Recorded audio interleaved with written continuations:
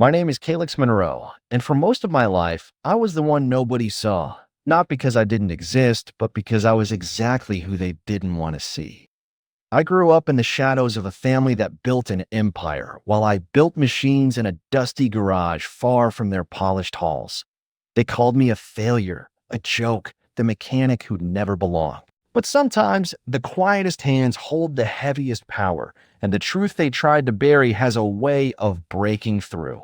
This is my story, a story about betrayal, invisibility, and the moment when everything changed in a way no one expected.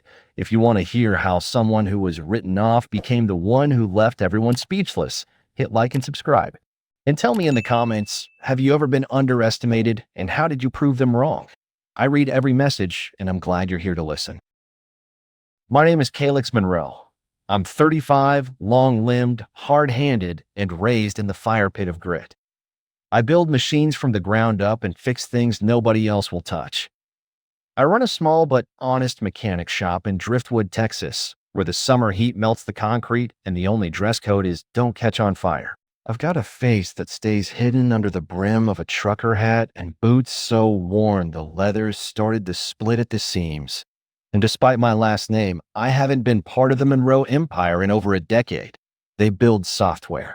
I build engines. They build facades. I build what works. That's why the invitation shocked me. It came in the mail, actual mail, on thick cream cardstock with gold embossed letters. The Monroe Foundation cordially invites you to celebrate 50 years of innovation and leadership. The logo was embossed with 3 lions, as if our family ran a royal house and not a tech conglomerate. It was signed by my cousin Thaddeus Monroe, who hadn't spoken to me since the night I told him his hydrogen car prototype would blow if left in summer heat. I remember the last family event I attended. It was my father's funeral. I had just buried the only man in our bloodline who could change a spark plug without Googling it, and even then, I was told to dress in something less blue-collar. I wore a black button-up with sleeves rolled and a tie that cost more than my monthly utility bill. My mother, Elizabeth, didn't even make eye contact. She whispered to my aunt that I smelled like gasoline. Maybe I did. Gasoline and grief. That's how they remember me, the one who didn't go to MIT, the one who chose torque wrenches over stock portfolios, the one who disappeared into a garage and only came back when someone died. But now, out of nowhere, they want me at their gala. It smelled like charity or setup. Still, I went. Curiosity's a stubborn itch. The venue was the Crescent Bay Grand Hotel, a beachfront monster with marble floors, hanging chandeliers, and valet parking that took one look at my '98 Ford and asked if I was delivering something. I told them I was delivering myself. Inside, the ballroom sparkled. Guests in tailored tuxedos and gowns that looked imported from planets richer than Earth sipped champagne and discussed IPOs. I wore dark slacks, a black shirt with the collar pressed stiff, and a leather jacket that had seen better years but still zipped. I wasn't trying to impress anyone. I just wanted to blend. At the reception desk, a girl in pearls tapped on a tablet. Name? Calix Monroe. She paused, blinked twice, then gave a hesitant smile. Oh, yes. Table 17. All the way back, past the bar. Past the bar meant near the kitchen. Near the kitchen meant right behind the service staff, where the clatter of trays and scent of reheated duck smothered the air. My table had a flickering LED candle and a wilted flower centerpiece. The seat across from mine was empty, the place card reading vendor guest. I looked around and saw the real family gathered around the front dais, where the words legacy through leadership hovered above a 10-foot digital display. That's when I spotted Aunt Leora. Sharp eyes, fake pearls, and a tongue sharpened by decades of backhanded compliments. Her laugh sliced through the music as she leaned into her martini and announced loudly, "Oh, look, Calix showed up. Must have heard the soda cart broke down." A few people chuckled. One cousin pretended to wave. I didn't move. I knew this game.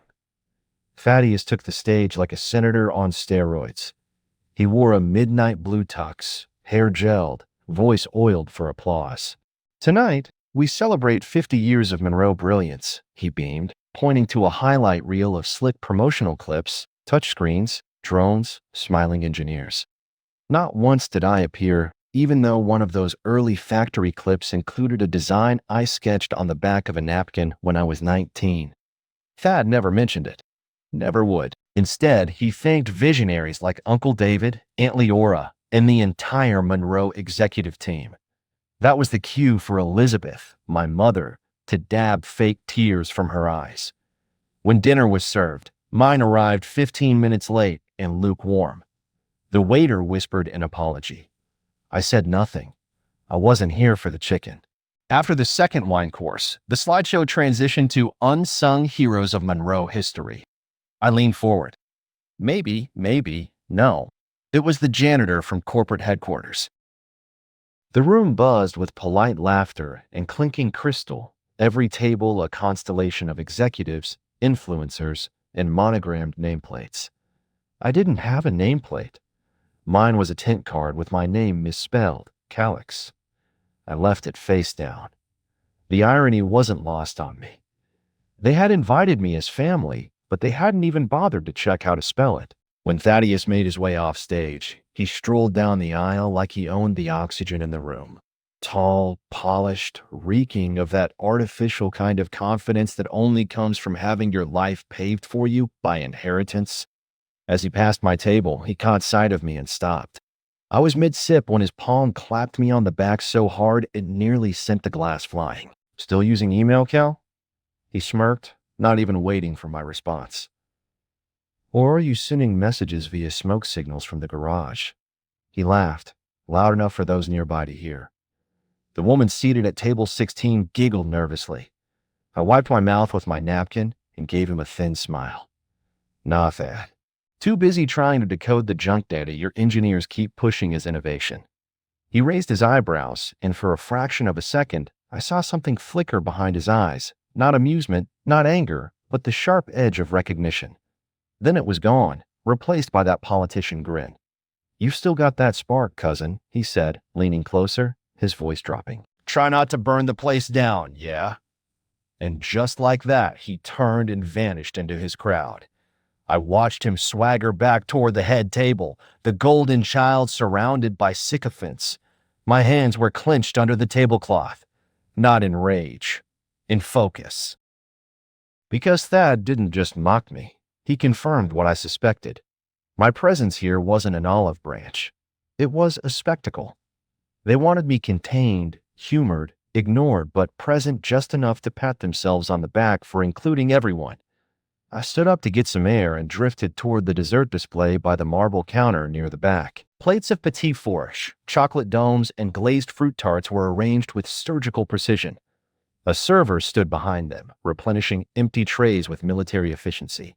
I reached for one of the glass trays, aiming for a lemon tart that looked halfway edible. Before my fingers touched the plate, the server stepped forward briskly and pushed the entire tray away from me, replacing it with a fresh one. Sir, he said, barely glancing at me, this is for guests. My eyebrows rose, but before I could reply, he added flatly, staff desserts are in the prep tent outside. It took a beat before the words sank in. He thought I worked here. Maybe it was the jacket, or maybe just the way I looked like I belonged more under a car than under chandeliers. I didn't argue. I just stepped back, nodded once, and walked away without saying a word. As I moved past the line of guests waiting for espresso, a man in a deep navy suit whispered to his wife, "Didn't know they let the service crew mingle now." She chuckled behind her hand. I didn't stop. I found an empty spot near the balcony doors and leaned against the column, looking out over the ocean, letting the sea air slap against my face. I could have left, right then. Walked out, gotten in my beat-up Ford, and driven back to Driftwood where things made sense and people didn't pretend that their own blood was invisible. But leaving now would be surrender. And I hadn't spent my entire life covered in engine grease and sweat just to play their fool. No, I wasn't going anywhere. I turned around just in time to see a photographer lining people up for the Monroe legacy photo. An entire row of cousins and executives and founders posed in front of a massive screen that scrolled decades of tech products behind them. Thad was there, of course, one arm around Aunt Leora, the other gesturing for someone to move closer. The crowd was still buzzing from the family photo shoot as I returned to my seat near the kitchen, the soft rattle of plates and clinks of silverware reminding me exactly where I stood on the Monroe totem pole, somewhere between the hired help and the invisible. I didn't even pretend to enjoy the second course when it arrived, a paper-thin slice of veal with a reduction sauce too bitter to swallow. I cut it up to look polite, nodded vaguely when the vendor guest finally arrived, a junior branding consultant from Portland who seemed terrified of speaking to me once she saw I wasn't part of the corporate hive, and spent most of the meal watching the ceiling lights reflect off wine glasses that I was fairly certain cost more than my monthly shop rent. I was waiting for it. The thing I knew was coming. They hadn't invited me for no reason, and this event was too rehearsed for anything to be accidental. Sure enough, the music dimmed, and the voice of the evening's host echoed through hidden speakers with a tone so syrupy it almost dripped. "Ladies and gentlemen," he said, "please join us in reliving 5 decades of Monroe magic. From humble beginnings to global influence, this is our story." The lights dimmed completely, the screens lit up, and the tribute video began to roll. It started with black and white footage from the 1970s, my grandfather in suspenders, tinkering with circuit boards in a garage. That was real. That was grit. Then came my Uncle David in the 1980s, expanding into software. Next, Aunt Leora receiving awards in the 90s, Thad launching Monroe Mobile in the 2000s. The video flowed like a commercial for perfection, every decade polished to erase mistakes and repackaged as destiny. I watched, heart thudding slow but heavy, as moment after moment played out, product launches, ribbon cuttings, stock market peaks, handshakes with politicians, and still no mention of me. None. No footage from 2010, when a systems failure nearly shut down the South plant and I stayed 3 days straight rebuilding the coolant relay system. No photo of me, face smeared with soot, standing in a steel frame helping weld the foundation for the new assembly line after the contractor backed out last minute. No acknowledgement that someone without a Monroe badge saved them millions in losses during that fire hazard recall. It wasn't just omission, it was deletion. A calculated erasure, like I'd never existed in the family's narrative. I felt my jaw tighten as Thad's face filled the screen, speaking in slow motion at a TED-style conference. At Monroe, we don't just build tech, we build futures. And there, at the end of the video, the family crest animated into place, the words "legacy through leadership" shining in gold serif. Applause erupted. People stood. I didn't move. Then I heard it low and close behind me. A voice I knew better than my own. Calix never really fit into the company's culture. My mother was whispering, voice light, like discussing the weather. Just like his father. Wild, aimless. Always wanted to fix something. Never asked what needed fixing. She was speaking to a woman in a green dress, someone from the foundation board. I froze, back still turned, face set like stone. The woman chuckled politely, trying to mask discomfort.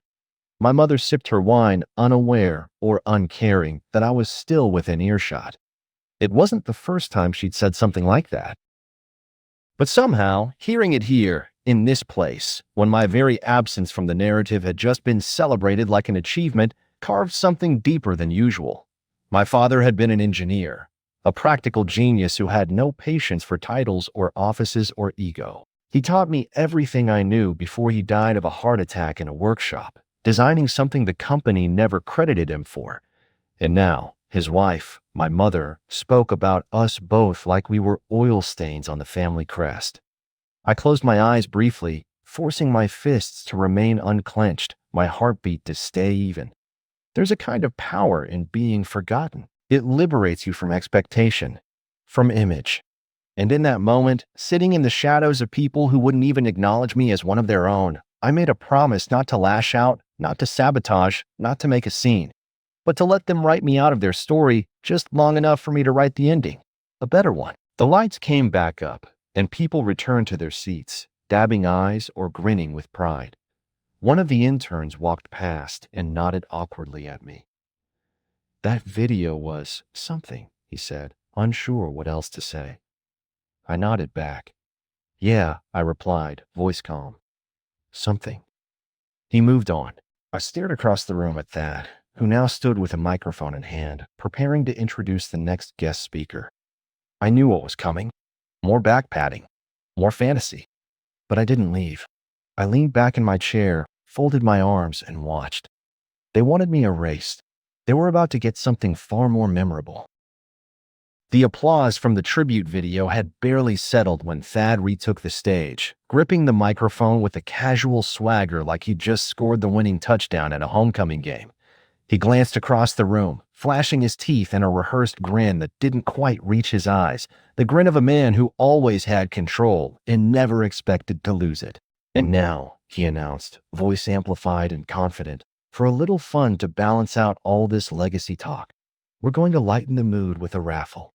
Nothing too formal, just a few hand-picked, family-themed gifts to remind us of our roots." The crowd chuckled obediently, and servers started circulating small silver bowls to each table, collecting name cards from guests who wanted to participate. At table 17, no one asked if I wanted in. My name card was still misspelled, still face down, still a quiet insult.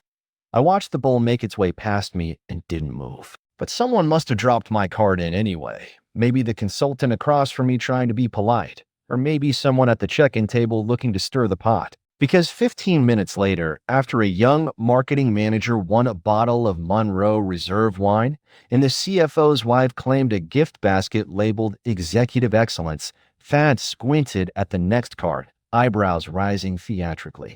"Well, this is a surprise," he said, pausing for dramatic affect. "The next winner, Calyx Monroe." A wave of heads turned. Forks paused. I didn't move right away.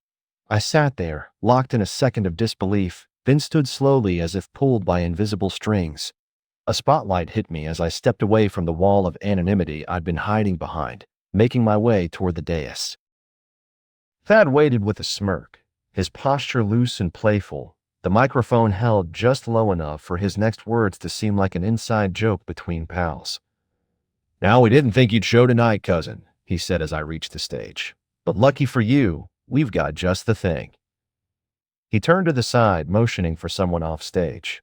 A young staffer rushed out holding a gift box wrapped in duct tape and zip ties. It was crude, bulky, and drew giggles even before I opened it. I took it from her hands and stared at the label stuck to the top in crooked block letters for those who get their hands dirty. I peeled back the layers slowly. Inside was a generic cardboard tissue box, slapped with a sticker that read "Emergency use only" for grease, oil, and feelings. The laughter exploded around the room like firecrackers. It wasn't loud because it was funny.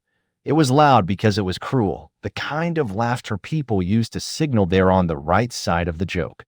I didn't flinch. I didn't smile, not right away. I looked down at the box, then back up at Thad, who held the mic a little too close to his own mouth now, unsure what I might say.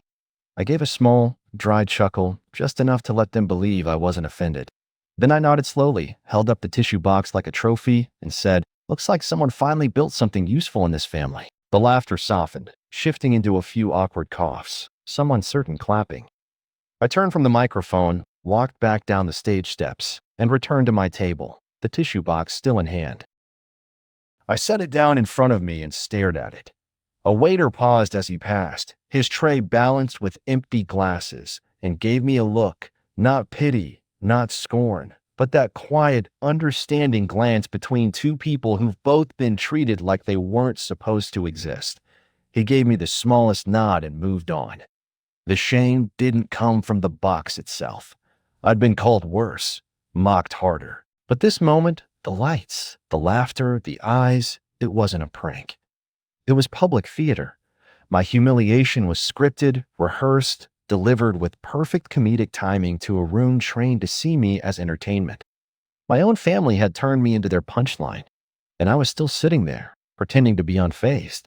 The MC moved the program along as if nothing had happened, launching into a toast about perseverance and gratitude, while my mother sipped her wine 2 tables away and didn't look at me once.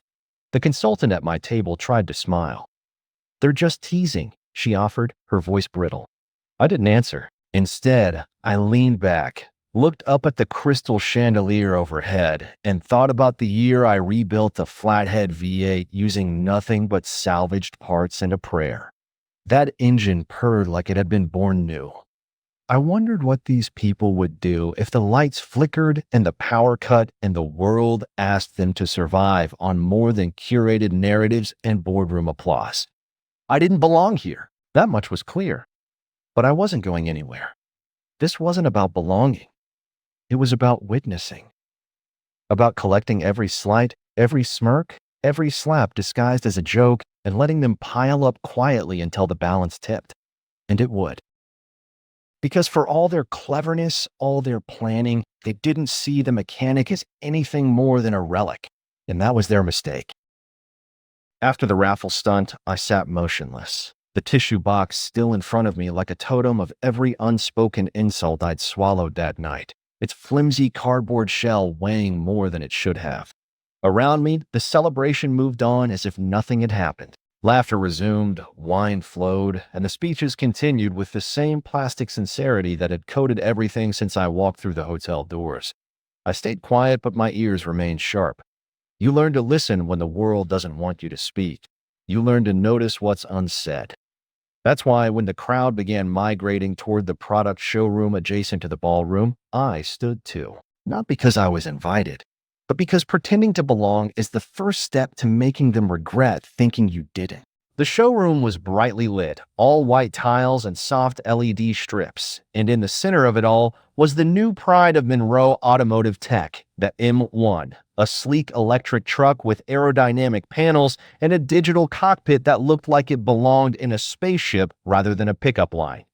A few guests had already gathered around, admiring it like art. A presenter with a wireless mic beamed and announced, "The M1 is a symbol of how Monroe is driving innovation forward, sustainable, smart, and born entirely in-house." That was a lie, not just marketing exaggeration, an outright lie. I walked closer, weaving between executives and interns with iPhones, until I was standing at the driver's side mirror, which I noticed was angled too far forward, as if designed for aesthetics, not utility. The tires were low profile, terrible for real road wear, and the suspension, now that I crouched slightly and looked under the frame, wasn't balanced. It looked like showpiece engineering, not real-world design. "Excuse me," I said, just loud enough to be heard, "but your front axle load distribution looks off. That suspension won't last 6 months in winter terrain." The presenter paused. A few heads turned. Thad, who had been circling the vehicle with a group of investors, turned to me with exaggerated surprise. "Well, if it isn't our resident grease prophet," he said, forcing a laugh. I ignored it. "I'm serious. This looks engineered for showroom lighting, not stress testing. Who signed off on the drivetrain spec?" Thad's smile thinned. "Calyx, this isn't a pit stop," he said, his tone sharpened. "It's a place for IQs. Maybe take your concerns back to the garage where they matter." The words hit the floor like a slap. Gasps rippled through the group. The presenter awkwardly adjusted his mic. I didn't react. Not yet. Because while everyone stared at me like I'd just spilled oil on the carpet, I was staring at the prototype's rear panel, and I knew for a fact that the metal gauge used there wasn't strong enough for towing, no matter what the spec sheet said. I could have explained why. I could have rattled off torque ratios and load limits, and the metallurgical difference between real performance and investor bait. But I didn't. I just nodded once, slow and calm. "Right," I said. "Wouldn't want to confuse anyone with facts." I stepped back as the crowd shifted. Some looked away, uncomfortable. Others stared like they were watching a movie unfold. Then I heard it, low, smug, from behind me. I heard Calyx still owes money on his own garage. Poor guy probably came for the free food. I didn't need to turn around to know who it was. Probably one of Thad's friends, some mid-level VP who couldn't install a light bulb without an assistant. But it didn't matter who said it. What mattered was that people nodded, laughed lightly, leaned in to whisper more. That's the thing about this world. They never kick you when you're down. They kick you when they think you've accepted it. And they thought I had. What they didn't know was that I remembered everything. Every missing face in that tribute video. every erased detail, every nod that pretended not to see me. I remember the year I rebuilt an entire supply system for their factory using junked parts and custom schematics and signed it over for nothing because I believed family meant more than profit. I remember the call I got from the plant manager the day the Monroe legal team erased my name from the patent. I remember the debt I took on to save the Driftwood machine shop after they outsourced their maintenance department. And I remembered why I hadn't come here to be honored. I came here to be underestimated. The laughter faded. The group moved on. Thad returned to his circle, resuming his monologue about innovation and market disruption. I lingered by the truck, just long enough to spot the serial code on the interior display. It matched a unit I had consulted on 2 years ago, unpaid work under a test proposal agreement.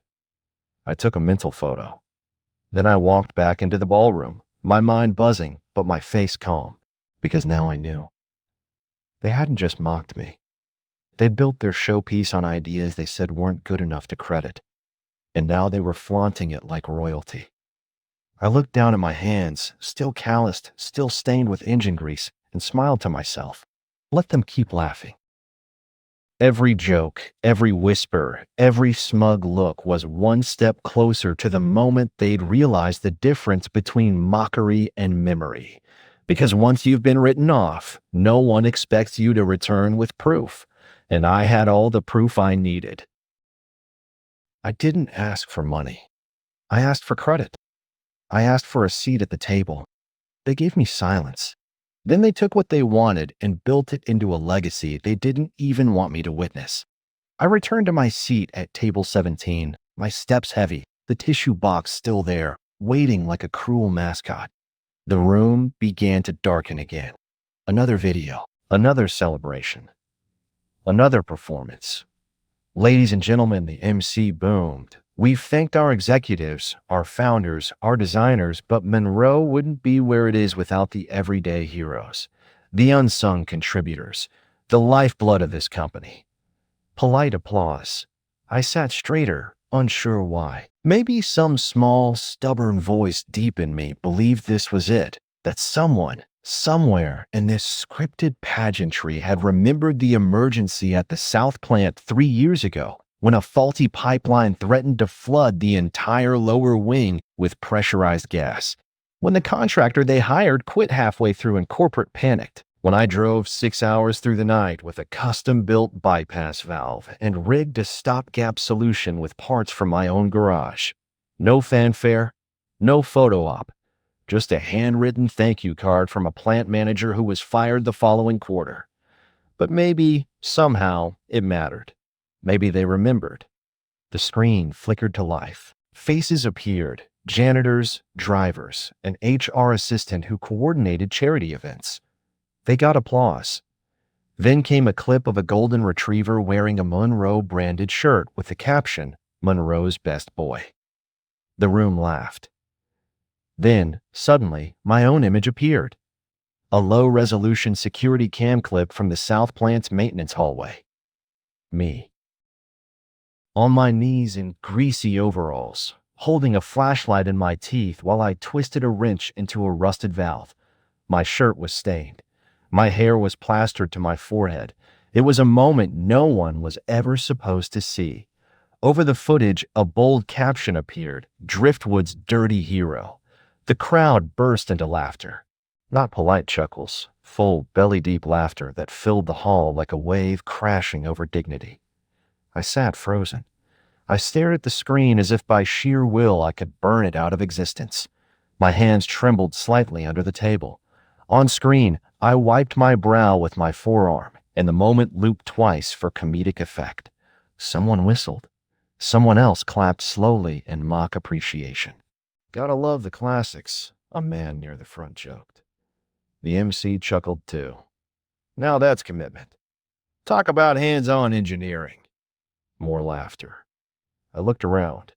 My mother was looking down at her phone, pretending not to see. Thad wasn't even trying to suppress his grin. Aunt Leora whispered something to her neighbor and dabbed tears from her eyes, not of sadness, but from laughter. I looked down at my own hands. Rough, weathered, scarred from years of labor. I clenched them in my lap, not because I was angry, not because I was embarrassed, but because I finally understood the truth in full. This wasn't negligence. This wasn't an oversight. It was war. A quiet, smug war built not on guns or fists, but on power, perception, and narrative. They didn't just want me absent from their history. They wanted me preserved as a joke. They wanted me to exist only in punchlines. That's what Driftwood's dirty hero meant. It wasn't a tribute. It was a cage. I should have walked out then. Maybe I would have if pride hadn't already hardened into something colder, something heavier. But I didn't move. I didn't flinch. I didn't let them see what it cost me to sit there. I let the laughter fade, let the screen transition to a slideshow of Monroe's charity work, and sat in the shadow of their manufactured legacy with my spine straight and my eyes dry. The laughter and chatter from the previous segment hadn't yet faded when the room's atmosphere shifted abruptly. A hush rippled through the crowd as a well-dressed man entered the grand ballroom. The sudden silence was like an invisible wave rolling over the guests, arresting all conversations and redirecting attention. He was tall, imposing, his posture rigid yet confident. A subtle aura of authority clung to him like a tailored suit, and his sharp gaze scanned the room, instantly demanding respect. When the MC announced, "Ladies and gentlemen, please welcome Governor Osric Vale of Texas," the crowd erupted into polite applause, some guests rising to their feet. Cameras flashed as the governor walked forward, a slight smile breaking his otherwise stoic expression. What surprised everyone, myself included, was that he didn't make a beeline toward the family's board members or to Thad, the golden child who seemed to soak up every bit of attention like a magnet. Instead, Governor Vale's eyes locked on me, Calix Monroe, who sat quietly near the back, the room's underdog, the forgotten son of the family. The governor strode directly to my table, unannounced, and stopped right in front of me. I stood up instinctively, unsure of what to expect. Then, without hesitation, Governor Vale snapped to attention and gave me a crisp military salute. The room fell completely silent. I returned the salute, feeling the weight of every eye fixated on us. "Monroe," he said, his voice low but clear enough for all to hear, "you are the reason nearly 9,000 lives were saved during last year's industrial gas crisis at the South Plant." The mention of the crisis sent a ripple of gasps through the audience. Most people had either forgotten or never heard the full story. The event had been hushed up, tucked away in corporate reports and local news briefs, but never openly discussed in family circles. "The 3D printed valve you designed in your garage," Governor Vale continued, "was deployed as an emergency replacement when the original system failed. Your work prevented a catastrophic leak of pressurized gas that could have devastated the surrounding communities." He paused, allowing the weight of his words to settle like a stone in the pit of my stomach. "Texas owes you a debt we can never fully repay." The crowd shifted uneasily. Whispers erupted from every corner of the room. Thad's smug expression flickered, replaced by a mask of disbelief. Aunt Leora's eyes narrowed, her lips pressed into a thin line. My mother looked stunned, her hand trembling around her glass of wine. The governor turned to the room and addressed everyone. "Tonight, we honor more than just corporate success. We honor courage, innovation, and those who work behind the scenes to keep our state and its people safe." Cameras flashed again as he extended his hand, inviting me to stand beside him on the stage. I felt my legs move on their own as I walked forward, the spotlight now shining brightly on both of us. The murmurs escalated into a low roar of surprise and applause. My family sat frozen, caught between shock and embarrassment. I looked out at the crowd and saw faces I hadn't noticed before. Board members shifting uncomfortably, investors whispering furiously, journalists scribbling notes with renewed interest. Governor Vale continued, "Mr. Monroe has been a quiet force in our state's industrial safety network, often working anonymously and without fanfare. It is time his contributions receive the recognition they deserve." A tall man standing at the edge of the stage stepped forward, flashing a badge identifying him as a high-ranking military official. He spoke into a microphone. We at the Department of Defense have also taken notice. Mr. Monroe's design principles and rapid prototyping skills have been invaluable to our emergency response teams nationwide. The room exploded into applause once more. This time, it wasn't polite or forced. It was genuine. I glanced back at my family. My mother's eyes were glistening with tears she tried to hide.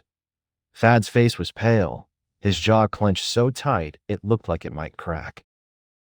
The headline read, "Unseen Engineer Behind National Safety Breakthrough." The clip began with a stern-looking U.S. general seated in his office, the American flag folded neatly behind him. His voice was authoritative, deliberate. The innovations pioneered by Mr. Calyx Monroe in rapid hydraulic system design have been instrumental in our recent advancements in defense readiness.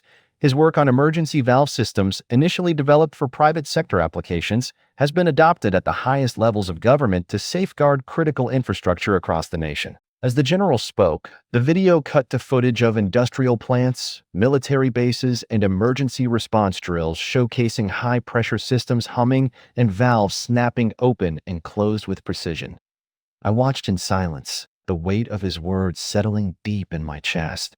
The clip continued. Mr. Monroe has been appointed as an honorary advisor to the Department of Defense, a rare and distinguished position recognizing his exceptional technical expertise and dedication to national security. I could feel the room's energy shift, the collective gasp and hushed conversations weaving a new layer of reality over the event. The audience, who had moments before been chuckling at my expense, now sat wide-eyed, murmuring among themselves. Even my family was silent, my mother's face wet with tears, my cousin's smug demeanor cracked, and Aunt Leora's posture rigid with shock. Governor Vail gestured toward me again, inviting me to rise once more. I stepped forward, the screen behind me displaying the Pentagon emblem alongside my name in bold letters. The MC's voice rose above the din. Ladies and gentlemen, please join me in honoring a man who has turned his hands-on expertise into a vital contribution to our country's safety and security, Calyx Monroe. I stood there, the applause washing over me like a tide I hadn't dared hope for all these years. The cold dismissal, the mocking laughter, the erased legacy, they all felt like distant echoes now, replaced by this moment of validation. When the video ended, the general himself appeared live via satellite feed, greeting the crowd with a salute. "Mr. Monroe," he said, "your role as honorary advisor has already influenced critical projects underway across multiple defense sectors. Your ability to innovate under pressure and your unique practical insights have saved lives and will continue to do so." The room erupted in applause and cheers. I glanced at my family, searching for some flicker of acknowledgement beyond surprise, but there was only silence. My mother's lips trembled as she reached for her glass, a single tear rolling down her cheek. I caught my cousin's eye. His expression was a mixture of jealousy, regret, and disbelief. I felt a strange calmness settle over me. All those years of feeling invisible, mocked, and undervalued seemed to converge into this one undeniable truth. I had been more than they ever imagined. Not just a mechanic, not just a forgotten son, but a man who turned knowledge into action, who built solutions that mattered when it counted most. The room's mood softened. Some guests approached me hesitantly, offering congratulations. Others whispered apologies they never would have voiced before. The governor stepped beside me, placing a hand on my shoulder. "You've earned every bit of this, Calyx." And more. The final toast of the evening was dedicated to me, a once invisible figure now standing in the spotlight. As glasses clinked and voices raised in celebration, I looked once more at the tissue box on my table. Tonight, it symbolized not humiliation, but a journey, a bridge from the shadows of doubt to the light of recognition. The banquet hall's atmosphere had changed completely. The air, once thick with polished smugness and orchestrated applause, now hung heavy with disbelief and whispered apologies. I returned to my seat, the sound of my footsteps measured and steady against the marble floor, knowing the eyes of nearly every guest were glued to me, to the man who had gone from invisible punchline to honored guest. But the true test was not the applause or the glowing praise of dignitaries. It was the faces around the room, the faces of my own family. My mother sat down heavily at the table, her hands shaking as she raised a glass to her lips. Tears shimmered in her eyes as she finally spoke, the voice brittle with regret. I didn't know. I swear I didn't know. I looked at her calmly, my voice steady as I replied, You did. You just didn't care. The words hung between us, sharp and clear, and a hush fell over the table. The once unshakable matriarch now appeared small, her carefully crafted image cracked by the weight of truth. My cousin Thad, who had so openly mocked me all night, suddenly looked smaller too. He approached with a hesitant smile, a forced charm that didn't reach his eyes. Calyx, we're family, he said, voice softening. Maybe you'd like to invest in our AI branch? We're expanding, and your expertise could be invaluable. I looked at him and smiled, a slow, knowing smile that spoke volumes. I already did, I said quietly. I invested in my own dignity. That smile caught the room off guard. It was not a dismissal, but a declaration. The declaration that I had risen on my own terms, far beyond what any of them had expected. The guests around the table shifted uncomfortably, their carefully held facade slipping for the first time. Whispers filled the air. My mother dabbed at her eyes with a napkin, looking away as if to hide the shame.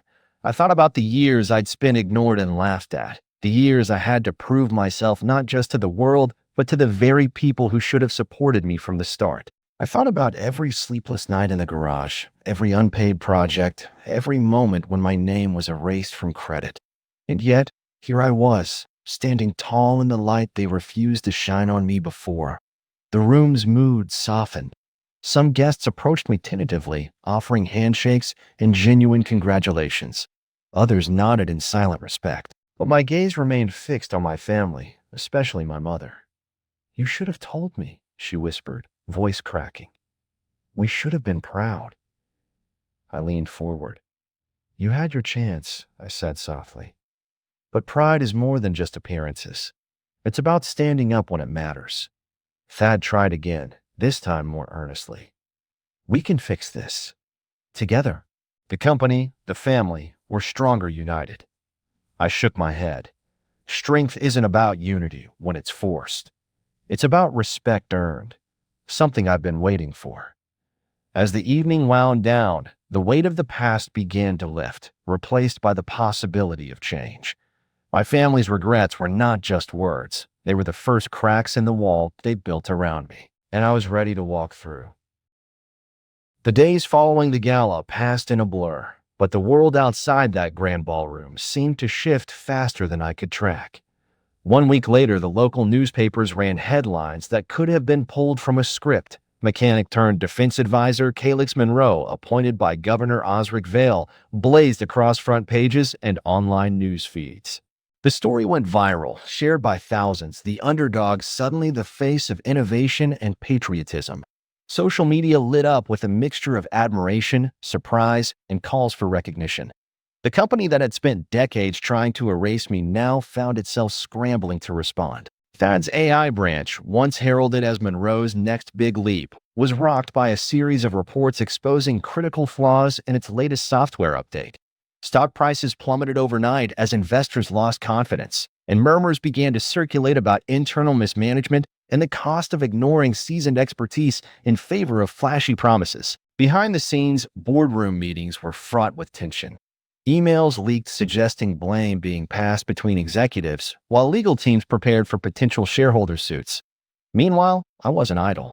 I had received a confidential letter sealed with the emblem of Texas's largest manufacturing consortium. It was an exclusive contract offering me a lead role in designing their emergency infrastructure projects that directly impacted thousands of lives across the state. The CEO's personal note was handwritten on crisp, embossed stationery. Mr. Monroe, anyone saluted by Governor Vale is no ordinary mechanic. We look forward to your leadership in making Texas safer and stronger. That moment, more than any award or speech, felt like a true turning point. It was validation not just of my skill, but of the dignity I had fought to reclaim. I thought back to the tissue box at the gala, once a symbol of humiliation, now a reminder of perseverance. The lessons weren't lost on me. This story wasn't just about one man's rise. It was about the importance of recognizing value beyond titles, about the courage it takes to stand firm when the world doubts you, and about the quiet power of integrity and hard work. It was about family, yes, but also about respect earned, not demanded. As for my family, the tides had turned. Invitations to speak, to advise, and to collaborate poured in. Some family members reached out, seeking to mend bridges, but I knew some scars would never fully heal. Yet, there was peace in that. I had stepped out of their shadows to forge my own legacy. The world would remember me not as the forgotten mechanic, but as the man who never stopped building even when everyone else tried to tear him down. And in the end, that was the true meaning of legacy, the end. If you've stuck with me this far, I want to thank you for hearing my story. If you found anything in my journey that resonated with you, whether it's standing up against doubt, fighting for respect, just proving that your worth isn't defined by what others say, please consider hitting that like button and subscribing to hear more stories like this. I'd love to hear your thoughts. What part of my story hit home for you? Did you ever face a moment when people underestimated you and you had to rise above it? And where are you watching this from? Drop a comment below and let me know. I read every single one. Your support means the world, and together we can remind everyone that real strength comes from inside. Thanks again for being here with me.